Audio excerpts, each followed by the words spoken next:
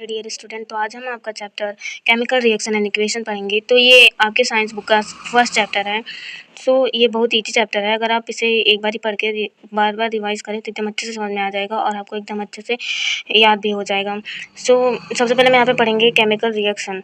तो what is chemical reaction? तो chemical reaction में क्या होता है बच्चों कि कोई सब्सटेंस से नया सब्सटेंस बनता है। जैसे कि दूध जो है, जब आप उसमें खट्टा वगैरह कुछ डालते हो तो दूध से दही बन जाता है। तो यार हमें यहाँ पे दूध से डायरेक्ट दही मिल रहा है, नया सब्सटेंस मिल रहा है, तो यहाँ पे केमिकल रिएक्शन हो रहा है।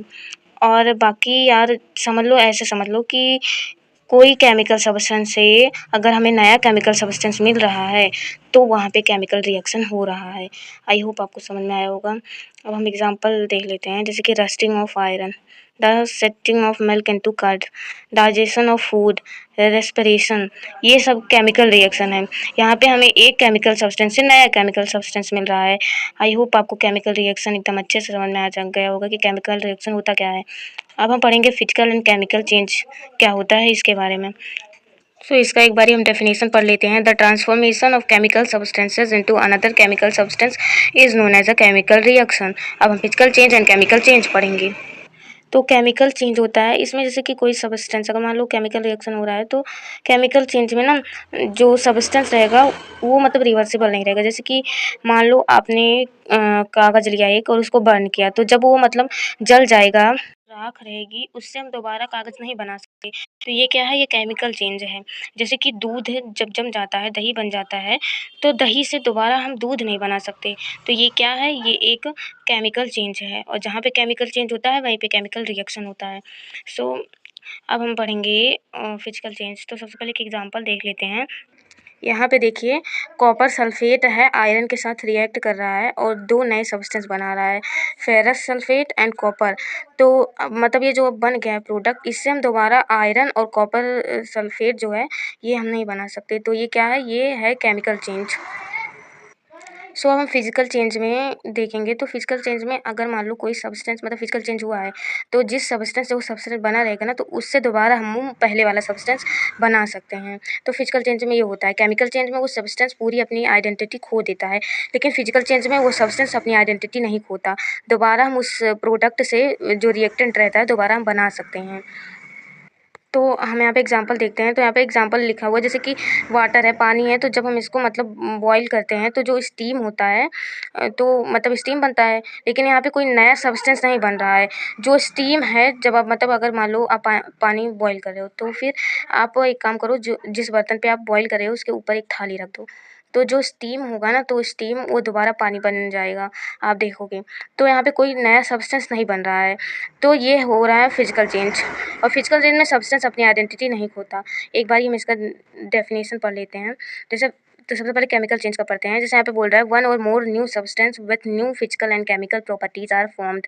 एक से अधिक मतलब सब्सटेंस बनते हैं with new physical property. Okay. और यहाँ पे देखो, फिजिकल चेंज में यहाँ पे चेंज इन कलर और state occurs but no new substance are form. यहाँ पे नया सब्सटेंस बनता ही नहीं, केवल कलर या स्टेट वगैरह में चेंज आता है बस।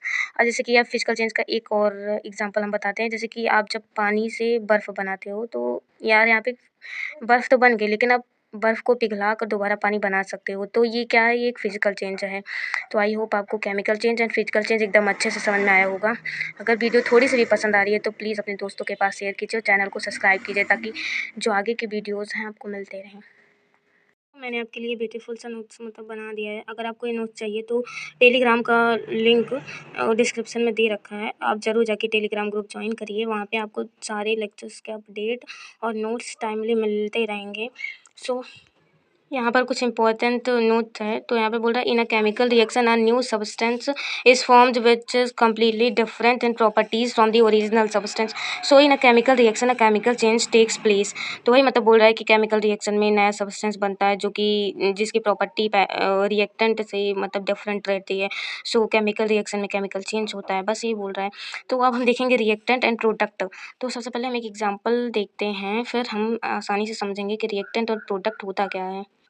यहाँ पे एक एग्जांपल है, बहुत अच्छा एग्जांपल है। तो यहाँ पे बोल रहा है the burning of magnesium in the air to form a magnesium oxide is an example of a chemical reaction. यहाँ पे देखिए, यहाँ पे मैग्नीशियम दिया है और फिर यहाँ पे ऑक्सीजन दिया है। तो यहाँ पे मतलब इसका रिएक्शन हो रहा है, तो यहाँ पे हमको मैग्नीशियम ऑक्साइड मिल रहा है।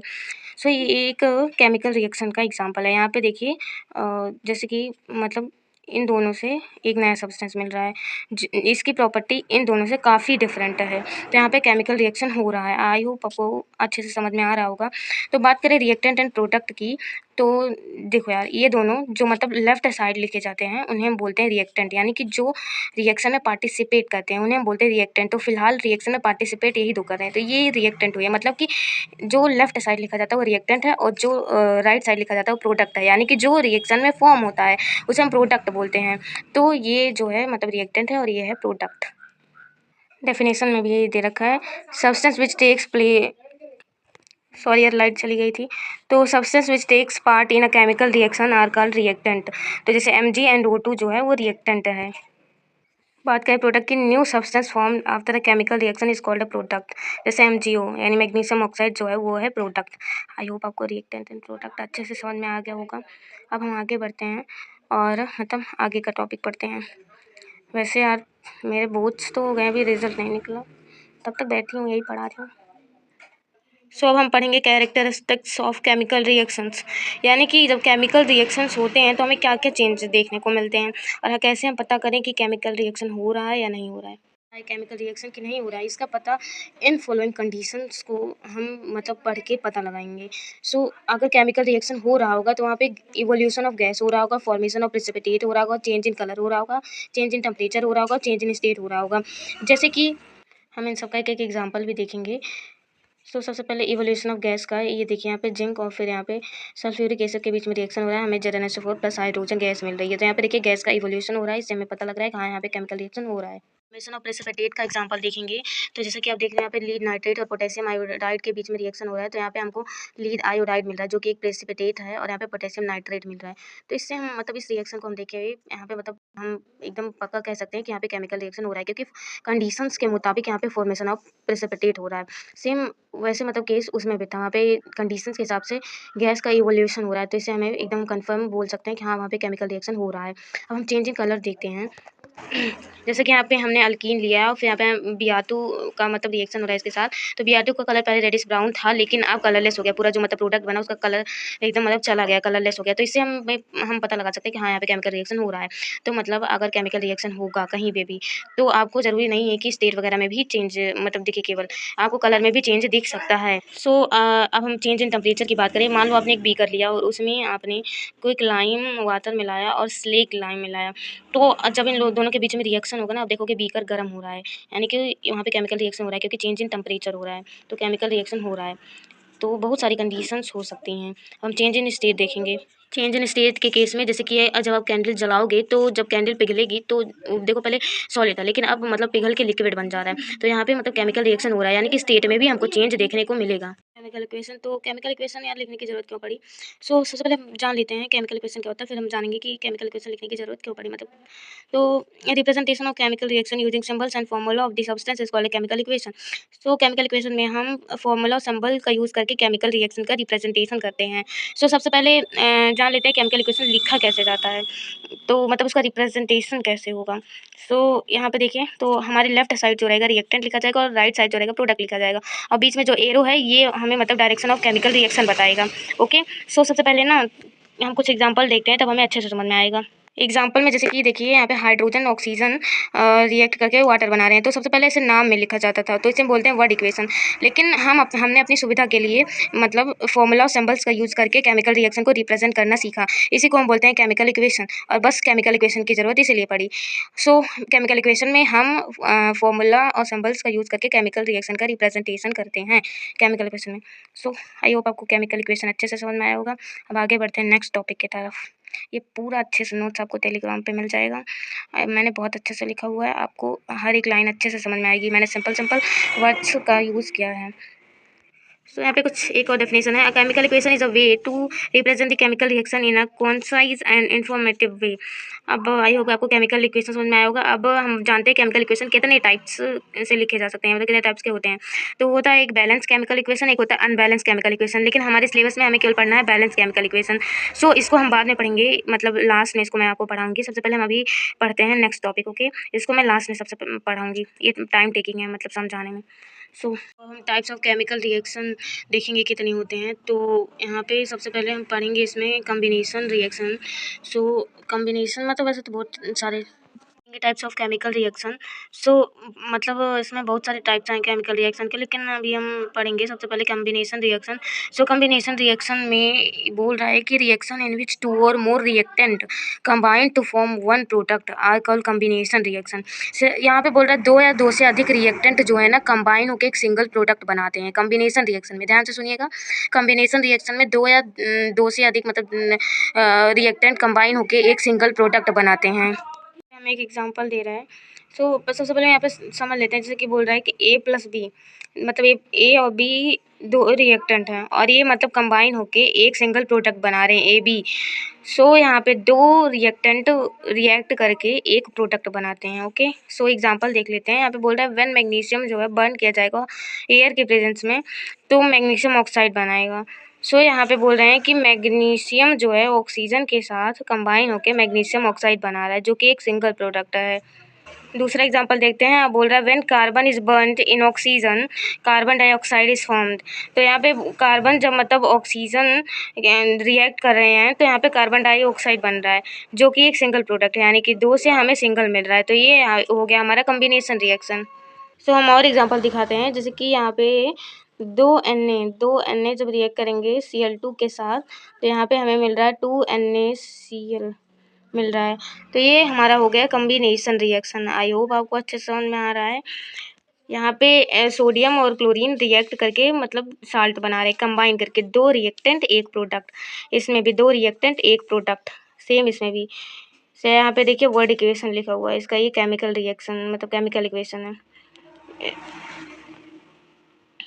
डिकम्पोजिशन रिएक्शन कॉम्बिनेशन रिएक्शन का उल्टा होता है। वहाँ पे दो रिएक्टेंट कंबाइन होकर एक सिंगल प्रोडक्ट बना रहे थे, लेकिन यहाँ पे एक सिंगल रिएक्टेंट टूट कर दो प्रोडक्ट बनाएगा। Reaction in which one compound decomposes in two और मोर कंपाउंड्स और elements are known as a decomposition reaction. Decomposition reaction combination reaction का उल्टा होता है, मैंने आपको बताया। अब आप एग्जांपल से समझो। तो सबसे पहले मैं यहाँ पे एक मतलब सिंपल आपको समझाने के लिए, जैसे कि ए बी एक रिएक्टेंट है तो यहाँ पे टूट के यहाँ पे दो प्रोडक्ट बना रहा है ए प्लस बी। तो ये क्या है, डिकम्पोजिशन रिएक्शन का एग्जांपल है। अब हम आगे एग्जांपल पढ़ते हैं। जैसे कि यहाँ पे बोल रहा है कि जब कैल्शियम कार्बोनेट को हम हीट करते हैं तो वो मतलब टूट जाता है कैल्शियम ऑक्साइड में और कार्बन डाइऑक्साइड में। तो यहाँ पे हमें एक सिंगल रिएक्टेंट से दो प्रोडक्ट मिल रहा है। तो ये क्या है, ये डिकम्पोजिशन रिएक्शन है। तो ये हमारा केमिकल इक्वेशन है और ये वर्ड इक्वेशन है। सो आपको दोनों में मतलब मैंने लिख के दे दिया आप, ताकि आपका जो केमिकल इक्वेशन और वर्ड इक्वेशन रिवाइज होता रहे। तो यहाँ पे अब दूसरा एग्जांपल यहाँ पे बोल रहा है कि फेरिक हाइड्रोक्साइड जब इसको हम हीट करते हैं तो वो टूट जाता है फेरिक ऑक्साइड एंड वाटर में। ये देखिए यहाँ पे मतलब टूट गया हीट करने पे, तो हमें यहाँ पे क्या मिला, हमें दो प्रोडक्ट मिला। एक सिंगल रिएक्टेंट से हमें दो प्रोडक्ट मिला। तो ये क्या है, ये डिकम्पोजिशन रिएक्शन है। एग्जाम्पल और हम देख लेते हैं डिकम्पोजिशन रिएक्शन का। जैसे कि यहाँ पे सिल्वर और ब्रोमाइड है, तो जब इसको हम हीट कर रहे हैं तो हमें यहाँ पे सिल्वर और ब्रोमीन मिल रहा है। सो हमें यहाँ पर सिंगल रिएक्टेंट से दो प्रोडक्ट मिल रहा है, तो ये डिकम्पोजिशन रिएक्शन है। सो अब हम पढ़ेंगे डिकम्पोजिशन रिएक्शन के तीन टाइप्स, जो कि हमारे सिलेबस में आएंगे जरूर, बहुत इंपॉर्टेंट है, इसको जरूर पढ़िएगा, पूछ सकता है पेपर में। तो थर्मल डिकम्पोजिशन रिएक्शन और इलेक्ट्रोलिटिक डिकम्पोजिशन रिएक्शन और फोटोलिटिक डिकम्पोजिशन रिएक्शन, ये तीन टाइप्स हैं डिकम्पोजिशन रिएक्शन के। तो सबसे पहले हम थर्मल डिकम्पोजिशन रिएक्शन पढ़ते हैं। तो यहाँ पे बोल रहा है कि ये रिएक्शन मतलब ये रिएक्शन जो है हीट के प्रेजेंस में किया जाएगा, यानी कि अगर आप किसी सिंगल रिएक्टेंट को जब आप हीट दोगे तो वो टूट के दो प्रोडक्ट बनाएगा। यही मैं यहाँ पे बोल रहा है। तो when decomposition reaction is carried out by heating, तो उसे हम बोलते हैं थर्मल डिकम्पोजिशन रिएक्शन। इसका एक एग्जाम्पल देख लेते हैं प्यारा सा। जैसे कि यहाँ पे CaCO3 है, तो यहाँ पे हम इसको हीट दे रहे हैं, तो यहाँ पे हमें CO + CO2 मिल जा रहा है। तो यानी यहाँ पे हमें हमारे पास सिंगल रिएक्टेंट था, हमने हीट दिया तो हमें 2 प्रोडक्ट मिल गया। तो ये हमारा हो गया थर्मल डिकम्पोजिशन रिएक्शन। अब हम देखेंगे electrolytic decomposition reaction. When decomposition reaction is carried out by passing electricity, तो यानी कि हमारे पास सिंगल रिएक्टेंट रहेगा और हम उस पर इलेक्ट्रिसिटी मतलब उसको प्रोवाइड कराएंगे, तो टूट कर हमें 2 प्रोडक्ट देगा। तो वही हमारा हो जाएगा इलेक्ट्रोलिटिक डिकम्पोजिशन रिएक्शन। यानी कि यहाँ पे हमें इलेक्ट्रिसिटी देनी होगी। तो यहाँ पे जैसे कि हमारे पास पानी है, जब हमने इसमें मतलब इलेक्ट्रिक करंट दिया, इलेक्ट्रिसिटी दी, तो ये टूट कर हाइड्रोजन प्लस ऑक्सीजन बन गया। यानी कि एक सिंगल प्रोडक्ट मतलब रिएक्टेंट से हमें 2 प्रोडक्ट मिल गए। तो ये हो गया हमारा इलेक्ट्रोलिटिक डिकम्पोजिशन रिएक्शन। अब हम पढ़ेंगे फोटोलिटिक डिकम्पोजिशन रिएक्शन। तो when decomposition reaction is carried out in presence of sunlight, यानी कि यहाँ पे अब हमें सनलाइट देनी होगी, तब जाके वो सिंगल रिएक्टेंट टूट कर हमें 2 प्रोडक्ट देगा। जैसे कि यहाँ पे 2AgCl, तो यहाँ पे हम सनलाइट हमने दिया तो हमें यहाँ पे मिल गया सिल्वर प्लस यहाँ पे हमें क्लोरीन मिल गया। ओके, हमारा फोटोलिटिक डिकम्पोजिशन रिएक्शन है, यानी कि हमें थर्मल में हीट देनी होगी, इलेक्ट्रोलिटिक में इलेक्ट्रिसिटी देनी होगी, फोटोलिटिक में हमें सनलाइट देनी होगी। डिस्प्लेसमेंट रिएक्शन पढ़ेंगे। तो डिस्प्लेसमेंट रिएक्शन में क्या होता है, the chemical reaction in which more reactive element displaces a less reactive element from a compound is known as a displacement reaction. तो यानी यहाँ पे जो मोर रिएक्टिव एलिमेंट रहेगा वो लेस रिएक्टिव एलिमेंट को डिस्प्लेस कर देगा, तो इसलिए इसे हम बोलते हैं डिस्प्लेसमेंट रिएक्शन। तो यहाँ पे देखिए डिस्प्लेसमेंट रिएक्शन को हम सब्स्टिट्यूशन रिएक्शन भी बोलते हैं या फिर सिंगल डिस्प्लेसमेंट रिएक्शन भी बोलते हैं। अब हम इसका एग्जाम्पल कुछ देख लेते हैं। सबसे पहले आपको समझाने के लिए बस यही बता देती हूँ, जैसे कि यहाँ पे देखिए A + BC रिएक्ट कर रहे हैं, तो यहाँ पे AC + B बन जा रहा है। यानी कि A जो है वो B से ज़्यादा रिएक्टिव है, इसलिए वो B को डिस्प्लेस करके खुद जाके मतलब AC बना ले रहा है और B बेचारा अलग चला जा रहा है। देखेंगे प्रेसिपिटेशन रिएक्शन क्या होता है। तो प्रेसिपिटेशन रिएक्शन में एक प्रेसिपिटेट बनता है जब हम 2 साल्ट्स उसके एक्वस फॉर्म में होने चाहिए, दोनों साल्ट्स को रिएक्ट करवाते हैं तब प्रेसिपिटेट बनता है, बस उसी को हम बोलते हैं प्रेसिपिटेशन रिएक्शन। तो यहाँ पे देखिए डेफिनेशन एक बारी पढ़ लेते हैं। The reaction in which precipitate is formed by the mixing of the aqueous solution of 2 salts is called a precipitation reaction. दोबारा पढ़ लेते हैं, आपको अच्छे समझ में आएगा। The reaction in which precipitate is formed, ध्यान से सुनिए, यहाँ पे बोल रहा है precipitate by the mixing of the aqueous solution of 2 salts is called a precipitation reaction। एक एग्जांपल देखते हैं तब अच्छे से समझ में आएगा। तो यहाँ पे देखिए सिल्वर नाइट्रेट और सोडियम क्लोराइड रिएक्ट कर रहे हैं आपस में और दोनों एक्वस फॉर्म में हैं, और यहाँ पे सिल्वर क्लोराइड बन रहा है और सोडियम नाइट्रेट बन रहा है, जबकि आप जानते हो सिल्वर क्लोराइड एक प्रेसिपिटेट है, तो यहाँ पे प्रेसिपिटेट बन रहा है, तो इसको हम बोलेंगे प्रेसिपिटेशन रिएक्शन। आई होप आपको प्रेसिपिटेशन रिएक्शन अच्छे से समझ में आया होगा। अगर आप अच्छे से मतलब एक बारी पढ़ोगे तो आपको ज़रूर समझ में आ जाएगा, और चीज़ों को रिवाइज करना बहुत ज़रूरी है, तभी आपको। देखेंगे प्रेसिपिटेशन रिएक्शन क्या होता है। तो प्रेसिपिटेशन रिएक्शन में एक प्रेसिपिटेट बनता है जब हम 2 साल्ट्स उसके एक्वस फॉर्म में होने चाहिए, दोनों साल्ट्स को रिएक्ट करवाते हैं तब प्रेसिपिटेट बनता है, बस उसी को हम बोलते हैं प्रेसिपिटेशन रिएक्शन। तो यहाँ पे देखिए डेफिनेशन एक बारी पढ़ लेते हैं। The reaction in which precipitate is formed by the mixing of the aqueous solution of 2 salts is called a precipitation reaction. दोबारा पढ़ लेते हैं, आपको अच्छे समझ में आएगा। The reaction in which precipitate is formed, ध्यान से सुनिए, यहाँ पे बोल रहा है प्रेसिपिटेट बन by the mixing of the aqueous solution of 2 salts is called a precipitation reaction. एक एग्जांपल देखते हैं तब अच्छे से समझ में आएगा। तो यहाँ पे देखिए सिल्वर नाइट्रेट और सोडियम क्लोराइड रिएक्ट कर रहे हैं आपस में और दोनों एक्वस फॉर्म में हैं, और यहाँ पे सिल्वर क्लोराइड बन रहा है और सोडियम नाइट्रेट बन रहा है, जबकि आप जानते हो सिल्वर क्लोराइड एक प्रेसिपिटेट है, तो यहाँ पे प्रेसिपिटेट बन रहा है, तो इसको हम बोलेंगे प्रेसिपिटेशन रिएक्शन। आई होप आपको प्रेसिपिटेशन रिएक्शन अच्छे से समझ में आया होगा। अगर आप अच्छे से मतलब एक बारी पढ़ोगे तो आपको ज़रूर समझ में आ जाएगा। हम पढ़ेंगे न्यूट्रलाइजेशन रिएक्शन तो सबने पढ़ रखा होगा। इसमें साल्ट बनता है जब एसिड और बेस रिएक्ट करते हैं, तो साल्ट प्लस वाटर बनता है। तो the reaction in which acid reacts with base to form salt and water is known as a neutralisation reaction. Exothermic reaction. तो एक्सोथर्मिक रिएक्शन में क्या होता है कि यहाँ पे हीट रिलीज होती है, यानी कि ऐसा रिएक्शन अगर वहाँ पे हीट रिलीज हो रही है तो आप समझ लो वो एक्सोथर्मिक रिएक्शन है। सो यहाँ पे बहुत सारे रिएक्शन है, डिकम्पोजिशन रिएक्शन, जो कि एक्सोथर्मिक रिएक्शन होते हैं। तो सबसे पहले हमको एग्जांपल देख लेते हैं, तब हमको अच्छे से समझ में आएगा। जैसे कि यहाँ पे बोल रहा है रेस्पिरेशन एक डिकम्पोजिशन रिएक्शन है। तो यहाँ पे ग्लूकोज प्लस ऑक्सीजन जब रिएक्ट करेंगे तो बनाते हैं यहाँ पे carbon dioxide plus water plus energy release होती है। तो ये हमारा हो गया एक्सोथर्मिक रिएक्शन। कभी भी अगर एनर्जी रिलीज हो रही है तो वो होगा हमारा एक्सोथर्मिक रिएक्शन। Endothermic reaction. तो एंडोथर्मिक रिएक्शन में क्या होता है कि हमको रिएक्शन करवाने के लिए हीट देनी पड़ती है, मतलब कि हीट वहाँ पे एब्जॉर्ब होता है, वहाँ पे हीट रिलीज नहीं होती है। ये एक्सोथर्मिक रिएक्शन का उल्टा है, उसी को हम बोलते हैं एंडोथर्मिक रिएक्शन। जैसे कि यहाँ पे एक एग्जांपल दिया हुआ है, सबसे पहले डेफिनेशन पढ़ लेते हैं। A chemical reaction in which heat energy is absorbed is known as endothermic reaction. एक एग्जांपल पढ़ लेते हैं। यहाँ पे डिकम्पोजिशन ऑफ कैल्शियम कार्बोनेट दिया गया है। यहाँ पे हमने हीट दी और यहाँ पे कैल्शियम ऑक्साइड बना प्लस यहाँ पे कार्बन डाइऑक्साइड बना। तो यहाँ पे हमें हीट दी हमने, तब जाके रिएक्शन हुआ, तो इसको हम बोलते हैं एंडोथर्मिक रिएक्शन, यानी कि यहाँ पे हमें हीट देनी पड़ती है तब जाके रिएक्शन होता है। अब हम पढ़ेंगे oxidation and reduction reaction. Oxidation reaction हम देखेंगे। तो ऑक्सीडेशन रिएक्शन में क्या होता है, ऑक्सीजन का एडिशन होता है और हाइड्रोजन का रिमूवल होता है। किसी भी रिएक्शन में अगर एडिशन ऑफ ऑक्सीजन हो रहा है और रिमूवल ऑफ हाइड्रोजन हो रहा है तो उसे हम बोलेंगे ऑक्सीडेशन रिएक्शन। तो the addition of oxygen to a substance is called oxidation reaction and the removal of hydrogen from a substance is called oxidation reaction. Okay, I hope आपको oxidation reaction अच्छे समझ में आया होगा। अब एक एग्जांपल देखेंगे तब हमें और अच्छे से समझ में आ जाएगा। सो पहले हम पढ़ेंगे रिडक्शन रिएक्शन। तो रिडक्शन रिएक्शन में क्या होता है, एडिशन ऑफ हाइड्रोजन होता है और रिमूवल ऑफ ऑक्सीजन होता है, तो उसी को हम बोलते हैं रिडक्शन रिएक्शन।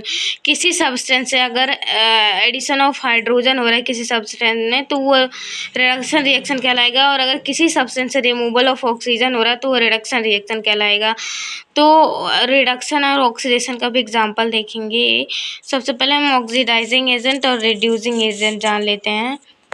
ऑक्सीडाइजिंग एजेंट किसे कहते हैं, तो ऑक्सीडाइजिंग एजेंट में बोल रहा है कि ऐसे सब्सटेंस जो कि ऑक्सीजन दें, ऑक्सीडेशन के लिए ऑक्सीजन दे जो सब्सटेंस, उन्हें हम बोलेंगे ऑक्सीडाइजिंग एजेंट।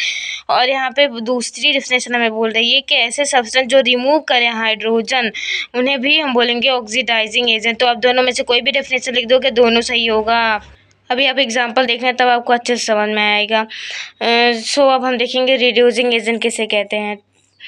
तो यहाँ पे बोल रहा है कि the substance which gives hydrogen, तो मतलब ऐसे सब्सटेंस जो कि हाइड्रोजन दे, रिडक्शन रिएक्शन करवाने के लिए हाइड्रोजन दे, ऐसे सब्सटेंस को हम बोलेंगे रिड्यूसिंग एजेंट। या फिर आप बोल सकते हो कि ऐसे सब्सटेंस जो रिमूव करें ऑक्सीजन, उन्हें हम बोलेंगे रिड्यूसिंग एजेंट। तो सिंपल से डेफिनेशन ऑक्सीडाइजिंग एजेंट की बन जाएगी, the substance which gives oxygen और रिमूव हाइड्रोजन, तो इसको हम बोलेंगे ऑक्सीडाइजिंग एजेंट।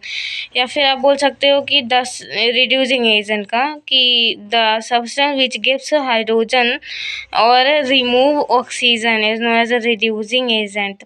अभी आप एग्जांपल से देखना है तब आपको समझ में आएगा। सो इस चैप्टर में आपको जानना जरूरी है कि रिडॉक्स रिएक्शन किसे कहते हैं, तो आप अगर जान लोगे तो अच्छा रहेगा।